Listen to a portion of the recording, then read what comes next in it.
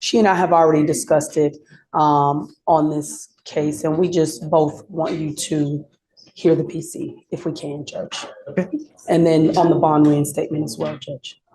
Right. So officers initiated a traffic stop in Harris County, Texas for a vehicle having a fictitious plate bearing the word traveler on it. During the stop, the defendant refused to provide. Traveler. Okay. During the stop, the defendant refused to provide ID or insurance information, stating, "I do not consent to this." Officer attempted to remove the defendant from the vehicle, and defendant actively resisted by pulling his arm away. Ah, the infamous, "I do not consent." Classic sovereign citizen language. But here's the legal reality. In Texas, refusing to provide ID during a lawful stop isn't a philosophical stance, it's a chargeable offense. You can debate your rights, but not from the back of a squad car. Okay. Tell me what.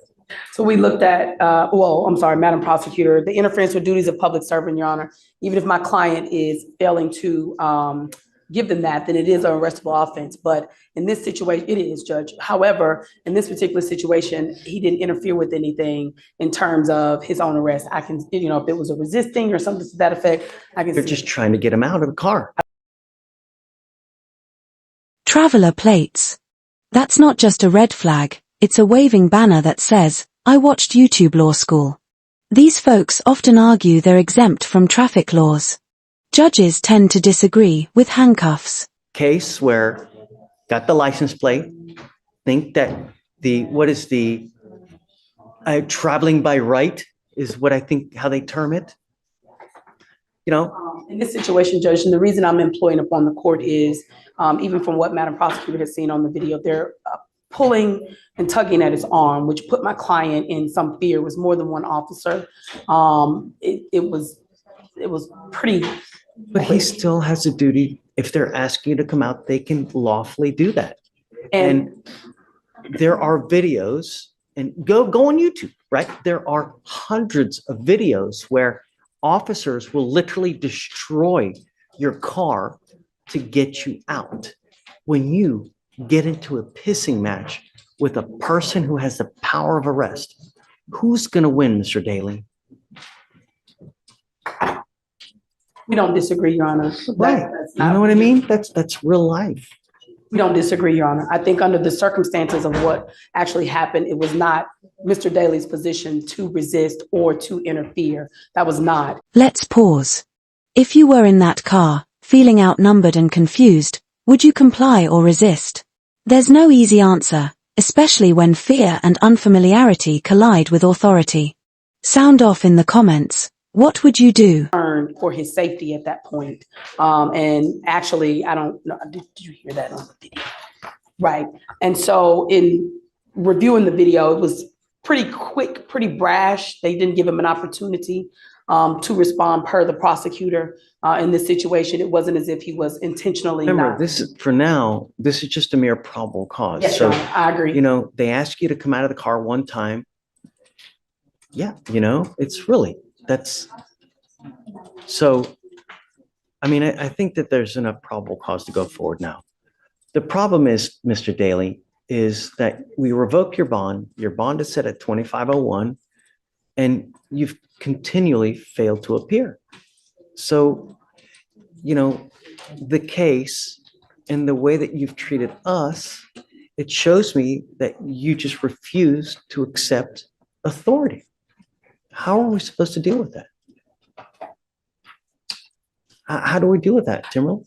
Your Honor, the only reason I bring to your attention is I asked the court to take into consideration. We have a Black male works every day who, and I hate to put that on the court, but I do in this particular climate, that has never been in contact with any particular law enforcement court system. And from what I can see and what I hear out here from a lot of my Black male, and I'm sure it's common knowledge, is that because they are unfamiliar with the court system, they don't know, number one. Number two, when they do come in contact with police, and my mother is assistant chief of police, so I can understand, even when I was younger, I was taught that there are certain things that you have to do with when a police officer even stop you on a speeding ticket. What we don't know is whenever these officers come up, when you're somebody who don't have the privilege of having a police officer officer as a parent or who isn't familiar and is being raised in this particular climate and seeing what they see on TV and seeing what they hear and everything that has occurred, you don't know what the proper steps are. I was trained from when I was grown up what you do. I'm not saying that what he did was right or wrong. I'm not saying that how he reacted to this particular court, it is wrong. However, I'm employing upon the court to ask the court to take into a little bit of consideration. Number one, from his perspective, all defendants, can't just say this, but I do see that, from what I've known from this particular case and now in talking to him, I do believe that there is a sense of sometimes they just don't know. Sometimes they just don't. So I'm asking to reinstate his PR bond. I am now on the case. What you know about me, I'm a tight attorney. I run a tight ship. So, and by which of way I believe I can reach him and getting him to court and resolving this matter, which is what I talked to the prosecutor about when you were on break. It's like, let's just resolve this. Let's take care of this. I'll buy it. Yes, sir. Okay. Thank you, Judge. I'm not going to do this again, though. I promise you. I don't care whoever you have. If you flake on us again, that's 3 times. It's out. I'm not going to do it again. Do you understand, Mr. Daly? I mean, when you come to court, good things happen. When you don't show up and you continually do it, you can't expect good things to happen. Now, do you have a Texas driver's license? Not right now. You're not allowed to drive. Right. You have a bond condition and you've signed an affidavit with me today promising you're not going to drive. I don't care how you term it. Driving, traveling, however you're going to word it, whatever you do not get into the drive. The bonds were reinstated, but barely. And here's the judge's final warning. Don't twist legal definitions.